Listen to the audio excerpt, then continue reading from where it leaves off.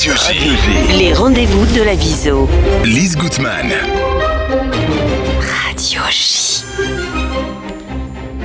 Et ce matin, c'est le grand retour de Coralie Abram-Palti. Bonjour.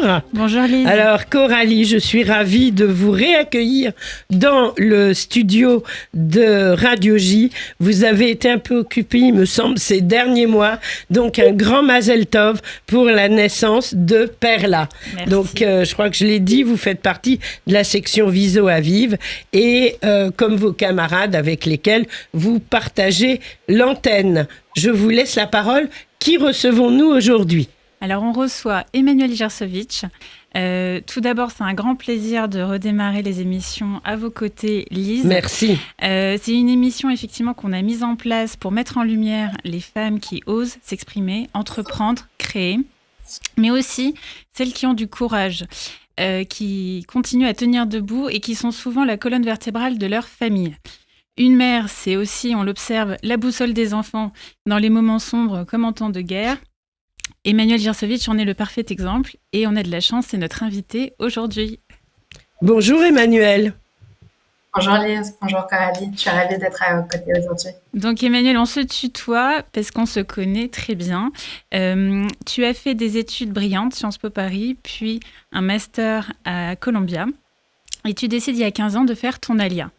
Tu démarres ta vie professionnelle en tant que consultante et c'est comme ça que pendant plusieurs années, tu travailles sur de gros dossiers clients, aussi en stratégie, business développement, communication et marketing. Mais ce qui te plaît le plus, c'est l'écriture et plus précisément la communication narrative, le fameux storytelling dans le jargon actuel. Cela rejoint finalement ta passion pour la littérature, l'écriture que tu as cultivée depuis toujours. Tu habites à Ra'anana, en Israël, tu travailles à ton compte et tu es la maman, la super maman de 3 enfants. Quel travail. Alors, nous vivons malheureusement une période schizophrène, empreinte de tristesse et de détresse depuis le 7 octobre et ses commémorations récentes, mais aussi, comme il se doit, empreinte de joie et d'espoir au milieu des fêtes de Tishri. Alors, comment vous sentez-vous, Emmanuel Gersovitch ? Alors c'est vrai que l'atmosphère est vraiment surréaliste et vous l'avez très bien résumé, on se sent écartelé entre la peine et la joie. Et je ne sais pas si on se rend compte vraiment en France de ce qu'est le quotidien en Israël en ce moment. J'habite donc à Ra'anana, qui est une ville assez paisible, l'équivalent de Neuilly, Levallois, Boulogne. Et depuis 1 mois, j'ai l'impression que je vis dans une ville qui est peuplée de femmes et d'enfants, parce que tous les maris sont repartis au front, donc dans le nord cette fois-ci. Et puis c'est vrai qu'on a eu les cérémonies du 7 octobre, qui n'ont pas été calmes. Elles ont été ponctuées de beaucoup de sirènes et d'alertes. Et en fait, depuis le 7 octobre, on a cette impression que le temps s'est vraiment arrêté, figé, et puis en même temps, tout s'accélère. On fait face à une urgence après l'autre, et c'est vrai que c'est assez vertigineux. Donc je peux pas dire que j'ai été particulièrement concentrée pendant les offices de Rosh Hashanah. Je pense qu'il y a profondément dans mon cœur et dans le cœur de chacun d'entre nous une sorte de sidération qui nous quitte pas depuis le 7 octobre dernier. Et pourtant, au cœur de tout ce chaos et de cette impression de vertige parfois, moi je peux pas m'empêcher de ressentir le fait que je suis profondément heureuse de vivre ici, d'élever mes enfants ici, et je me sens privilégiée d'être entourée de héros ordinaires, le plus souvent anonymes. J'ai l'impression que j'ai beaucoup de chance. Et j'ai beaucoup de mal avec le discours un petit peu nationaliste qui voudrait que cette guerre soit bonne pour notre cohésion nationale. Ça a des relents de Bismarck un petit peu. Je pense pas du tout que cette guerre soit bonne pour reconstruire notre identité nationale qui aurait été mise à mal par la crise du système judiciaire. Simplement, je constate que dans mon quotidien, j'ai la chance d'être entourée de gens exceptionnels qui, chacun à leur échelle, essayent de contribuer au pays et plus largement au monde. Et c'est vrai que c'est une dimension du pays que la guerre fait ressortir, qui devient plus visible Et donc, paradoxalement, je suis pleine d'espoir, malgré la noirceur des temps qui courent. Et si je peux ajouter une chose, ce serait simplement que je pense que cet espoir et cet optimisme viennent aussi du fait que on a quand même vu une pluie de missiles s'abattre sur nous. Oui. Et on en est ressorti quasiment indemne. Alors, c'est vrai que c'est un peu parlé par allégorie de dire qu'on en ressort sans une égratignure, parce que évidemment qu'il y a des pertes, évidemment qu'il y a des dégâts. Mais la disproportion entre la pluie de missiles et les dégâts causés est telle qu'on peut pas s'empêcher de se sentir un peu miraculé, protégé par quelque chose qui nous dépasse, quelque chose de beaucoup plus grand que nous. Et j'ai souvent en tête la phrase de Montaigne qui disait « Je n'ai peur que de la peur ». Et en fait, je vois pas de peur autour de moi. Je vois de la douleur parfois, mais je vois aussi beaucoup de courage, beaucoup de résilience, et je vois pas de peur. Et comment on fait avec les enfants quand on reçoit une pluie de missiles? Oui. Ça doit être compliqué. Je vais pas cacher que... Oui. Ouais. Je vais pas cacher que c'est pas facile pour les enfants. Ils sont vraiment exposés à une réalité à laquelle ils n'auraient jamais dû être exposés. On est d'accord. Et je sais pas si, avec la distance, on arrive à vraiment réaliser ce que vivent les enfants en Israël. Mais disons que pour eux, c'est pas le journal télévisé, c'est une réalité qui se prennent au visage de plein fouet. C'est les soldats qui sont tombés au front, c'est les grands frères des copains des enfants. Ils ont toujours un ami qui a un cousin qui a été pris en otage. Et puis il y a les papas qui ont été très absents et qu'on revoit à la sortie du GAN parfois le vendredi, armés jusqu'aux dents quand ils ont eu une permission pour le week-end. Donc c'est vrai que les enfants, ils vivent des choses difficiles, ils posent des questions difficiles, mais comme dans toute période d'obscurité, je pense qu'il faut aussi regarder la lumière. Bravo. C'est ce qu'il faut faire. Et chez mes enfants et chez les enfants qui m'entourent, je vois vraiment beaucoup de générosité, beaucoup de résilience, beaucoup de bienveillance, en particulier pour leurs camarades qui sont endeuillés de manière plus proche. Et ça, c'est quelque chose de très, très, très beau à voir. Et moi, je prie et je vois. Et c'est ce qui apporte aussi de l'énergie aux parents, d'ailleurs. Souvent, les enfants nous Exactement. portent. C'est-à-dire que les enfants ont une résilience qui est absolument extraordinaire. Après, il y a des outils concrets, mais je ne sais pas si vous voulez qu'on... Je voulais qu'on plonge un peu plus dans ton... dans le fait que tu jongles entre le français, l'anglais, l'hébreu, et ça t'a donné une force, je pense personnelle, mais aussi professionnelle. Qu'est-ce que ça t'apporte, l'amour des mots? Et puis, comment t'en as fait ton métier ensuite? Alors, c'est une très, très bonne question. Parce que en Israël, au niveau professionnel, on privilégie les profils très, très pragmatiques, avec des expertises assez techniques, super concrètes. Donc, pour résumer, on privilégie les médecins, les avocats, les ingénieurs. Et pendant longtemps, je me suis demandé effectivement ce que pouvait bien apporter mon amour des mots et de la littérature. Mais étant amoureuse de mots et de littérature, j'ai souvent en tête des citations. Et j'ai cette citation en tête de Kafka qui revient mais quasi quotidiennement, qui dit que l'écriture est une forme de prière. Donc déjà, mon amour des mots, en ce sens-là, il est parfaitement aligné et correspond très bien avec l'essence du pays qui, par définition, est un pays très spirituel. Ensuite, l'amour des mots et le fait de vivre en 3 langues, parce qu'en fait, avant de venir en Israël, j'ai fait un petit passage par les États-Unis et mes enfants sont anglophones. Donc le fait de vivre, de parler et d'écrire en 3 langues, c'est une richesse qui est incroyable, surtout pour quelqu'un qui aime les mots comme moi. Ça veut dire que je peux multiplier par 3 les joies du vocabulaire, la joie de trouver le mot juste, et chaque langue a sa beauté, son caractère propre. Et moi, je le vis avec un émerveillement qui est toujours renouvelé. C'est vraiment une expérience au quotidien qui est géniale. Oui. Alors, Après avoir fait du conseil en stratégie, vous décidez de vous lancer dans un domaine qui vous passionne, écrire des histoires pour les entrepreneurs et les entreprises. Quel a été le déclic ? Alors, le déclic, en fait, a été très simple. Il est venu d'un constat. Quand je travaillais comme consultante chez Aston Young, j'ai accompagné des entreprises de la high-tech israélienne et des startups qui recherchaient soit des partenariats, soit des financements.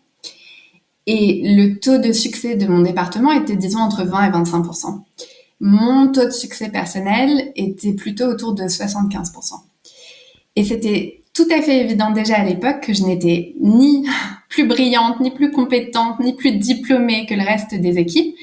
Et en plus de tout ça, j'avais aucun savoir-faire technique. C'est-à-dire que je travaillais avec des startups et avec la high-tech, mais je n'avais absolument aucune connaissance scientifique. Donc la seule chose qui expliquait que j'ai un taux de réussite qui soit plus élevé, c'était simplement la capacité que j'avais à construire un argumentaire qui soit clair et percutant, à prendre des idées brutes, des technologies un peu complexes, des modèles économiques aussi complexes et parfois même un peu ennuyeux, et à les transformer en une histoire qui soit vraiment convaincante et captivante. Et c'est vrai que j'en ai fait mon métier. Et aujourd'hui, je raconte les histoires d'entreprises, d'entrepreneurs, de produits, d'individus. Et ce ne sont pas que des jolies histoires. Je n'écris absolument pas de fiction. C'est des histoires qui leur permettent de sceller des partenariats, de vendre, de lever des fonds et de se développer sur les marchés internationaux. Donc, je suis très heureuse d'avoir fait de ma passion mon métier. J'imagine que ce travail de narration commence par sa propre narration. Et vous l'avez raconté, tu l'as raconté dans une vidéo de Chaim Baïm, je crois, c'est ça, où tu parlais des échecs et comment on pouvait rebondir. Et en fait, souvent, le fait de prendre un moment pour écrire sa propre narration nous permet de rebondir ensuite et de se lancer dans ton cas personnel. Absolument. Oui, c'est vrai. Tout est une question de narratif. Le Talmud dit « Nous ne voyons pas le monde tel qu'il est, nous voyons le monde tel que nous sommes. » Et je pense que c'est très vrai. Et les histoires qu'on se raconte, que ce soit les histoires qu'on se raconte sur nous-mêmes ou sur les autres, créent la réalité dans laquelle on vit. Donc oui, le fait de raconter mon histoire avec celle des autres me permet de leur créer un chemin vers la réussite. Alors, très rapidement, donc, ta société que tu as cofondée s'appelle Message Lab, donc message-du-milieu Lab. C'est une agence 100% féminine qui va réunir des expertises assez diverses, dont certains talents viennent de la high-tech. Qu'est-ce que ça t'a apporté ? Quelles sont les forces que ça t'a apporté, ce mélange de talents ? Alors, le mélange de talents, ça m'apporte la diversité de pensée dont on a besoin pour être créatif. Et ensuite, le fait que Message Lab soit une entreprise 100% féminine, c'était pas du tout intentionnel, c'était pas du tout volontaire. Mais plus le temps passe, plus on s'aperçoit que c'est génial. Et c'est un gros atout, en fait. En principe, moi, je juge sur les compétences. Pas du tout homme, femme, ça m'est complètement égal. Il se trouve que les meilleurs des candidats qu'on a interviewés étaient des femmes. Et donc, je me retrouve avec une équipe qui est 100% féminine.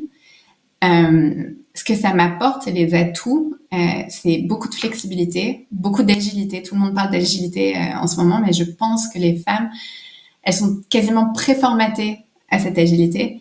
Et puis, beaucoup de solidarité. C'est-à-dire que personne n'est là. En fait, on a eu une sorte d'accord tacite au moment du lancement de Message Lab où les horaires ne comptent pas. Ce qui compte, c'est to get it done, que le travail soit fait. Et de manière très naturelle, en fait, on s'est laissé beaucoup de flexibilité. On est là au besoin. On est là pour nos clients très tôt le matin, très tard le soir et le week-end. Mais on n'est pas là entre 16h et 20h. On n'est pas là entre 16h et 20h. On rappelle que les enfants en Israël sortent très tôt des cours. De l'école, oui. Et ça demande effectivement beaucoup d'agilité. Il y a pas d'école l'après-midi, en fait. Alors, oui. Donc depuis les massacres du 7 octobre qu'on évoquait tout à l'heure, la société israélienne tient debout, mais évidemment, elle est profondément traumatisée. Alors, est-ce que vous avez des astuces pour rassurer vos enfants. Est-ce que vous arrivez à retrouver de la sérénité au quotidien ? Je pense que d'abord le constat est très juste, c'est vraiment ça, c'est la société israélienne tient debout, mais elle est profondément traumatisée. Oui. Il se trouve que je travaille en ce moment pour une start-up israélienne dans le domaine de la santé mentale qui s'attaque spécifiquement au sujet du traumatisme, pour une organisation non gouvernementale aussi dans le domaine du trauma, du post-trauma et de la régulation émotionnelle. Et je travaille aussi pour une start-up qui est plutôt dans le domaine scientifique et qui s'occupe de tout ce qui est post-amputation. Donc le trauma, qu'il soit physique ou qu'il soit émotionnel, il est là. Et comme je baigne dedans depuis quelques mois parce que mes clients font partie de ce secteur, je peux même vous donner les chiffres. Il a été estimé que le coût de tout ce qu'on appelle PTSD, c'est-à-dire le post-trauma en Israël, après le 7 octobre, va coûter à la société israélienne 50 milliards de dollars étalés sur 5 ans. C'est un coût qui est faramineux. Oui. On estime qu'il y a colossal. On estime qu'il y a environ 600 000 personnes aujourd'hui qui ont besoin d'un accompagnement psychologique ou psychiatrique. Sur ces 600 000, il y en a 300 000 qui sont en traitement et 300 000 autres qui attendent une moyenne de 18 mois pour avoir un premier rendez-vous. Donc effectivement, le post-trauma, c'est un vrai sujet. Moi, au niveau personnel, je trouve ça vraiment incroyable d'avoir la chance de travailler avec des startups et des organisations dont tout le but est de trouver des solutions à ce problème. Je trouve qu'il y a quelque chose de très beau au fait d'utiliser la science et la technologie pour essayer de réparer les humains, dont évidemment on aurait espéré qu'ils sortent indemnes, mais ça illustre bien la capacité de l'homme à transcender la douleur pour en faire un moteur plutôt qu'un poids. Et je dois dire que les Israéliens sont juste excellents dans ce domaine-là. Les Israéliens et puis aussi les écoles. Les écoles qui accompagnent les enfants, qui leur donnent beaucoup de joie et de courage pour tenir, par exemple, pendant les sirènes.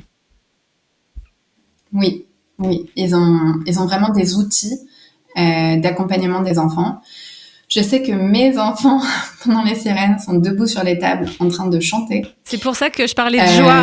Les auditeurs n'ont peut-être pas compris, mais peut-être, voilà, juste avant de se quitter, parce qu'il nous reste seulement 1 minute, Emmanuel, peut-être que tu peux nous raconter justement ce moment. 2 minutes, oui. Voilà, ce moment que tu m'as partagé hier. Alors, il y a eu tellement de bombardements ces derniers temps que j'ai du mal à remettre le doigt sur le jour et l'horaire de ce bombardement-là, mais c'était, je crois, la semaine dernière. Il y a eu des bombardements en milieu de journée, donc les enfants étaient tous à l'école, au GAN. Et moi, j'étais en chemin pour un rendez-vous d'affaires. Et évidemment, le seul stress, en fait, en cas de missile, c'est quand on n'est pas ensemble. Quand on n'est pas ensemble, c'est beaucoup plus stressant. Et après le bombardement, mon fils qui a 12 ans, m'a envoyé une vidéo de ce qui se passait dans l'abri anti-bombe de l'école. Et là, j'ai vu une scène à laquelle je m'attendais pas du tout. J'ai vu mon fils et tous ses copains debout sur des tables, en train de danser. Mais quand je dis danser, c'est-à-dire danser avec toute leur âme, toute leur force, ils étaient accolés les uns aux autres et ils dansaient sur la chanson Am Israël Chai. Je me suis dit, voilà, tant qu'on a des enfants comme ça, tant que le moral va, tout ira bien. Ils ont vraiment une chance assez incroyable. Mais c'est super de se quitter sur cette touche positive. Oui, positive, vraiment. Et on est avec vous. Hein. Oui, on est avec vous. Merci encore, Emmanuel. Vous pouvez retrouver... Emmanuel Jirsovic. Voilà, vous pouvez retrouver son LinkedIn et son blog entre deux. Et donc, c'est Jirsovic, Jirsowiczz. Voilà. Et on est avec vous. Merci. Et quand vous le souhaitez, Emmanuel, sur Radio J, on termine en musique. On termine en musique par une chanson que Emmanuel a choisie. Je crois que c'est Hanan Ben Ari. C'est ça. On vous embrasse. Au revoir. Merci. Au revoir.